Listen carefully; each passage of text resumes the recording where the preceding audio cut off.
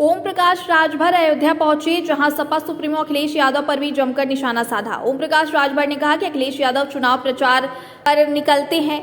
अखिलेश यादव चुनाव प्रचार पर तब निकलते हैं जब उनकी पत्नी डिंपल यादव चुनाव लड़ रही थी। राजभर ने कहा कि आजमगढ़ नहीं गए, आगरा नहीं गए, गोला उपचुनाव में नहीं गए, वे प्रचार कर रहे थे मैनपुरी में। मैनपुरी व इटावा तो उनका ही घर है।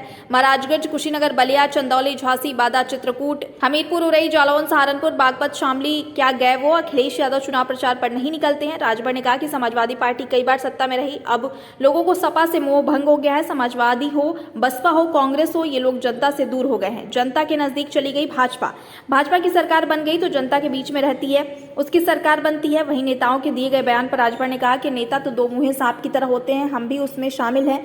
जब नेताओं के बयान को मीडिया चलाती है तब नेता कहते हैं मीडिया ने तोड़ मरोड़ कर चलाया है। बयान देने के बाद नेता को कहना चाहिए हाँ हमने बयान दिया है। दरअसल कपूरी ठाकुर की जयंती के कार्यक्रम में शरीक होने अयोध्या पहुंचे थे ओम प्रकाश राजभर। कहाँ निकलते हैं? नहीं, देखिए आप जरा विचार करिएगा। अखिलेश यादव जी तब निकले जब उनकी पत्नी डिंपल यादव खुद चुनाव लड़ी। नहीं तो आप आजमगढ़ गए नहीं, आगरा गए नहीं, गोला उपचुनाव गए नहीं। और कहाँ प्रचार कर रहे थे? आपके मैनपुरी में। और खाली मैनपुरी तो उनका इटावा घर में है। आप बता दीजिए कि महाराजगंज कभी गए? कभी गए हो तो बता दीजिए। आज उनसे पूछिएगा कि आप कुशीनगर गए या बलिया गए, चंदौली गए, झांसी, बांदा, चित्रकूट, हमीरपुर, उरई, जालौन गए, सहारनपुर, बागपत, शामली गए? नहीं जाते।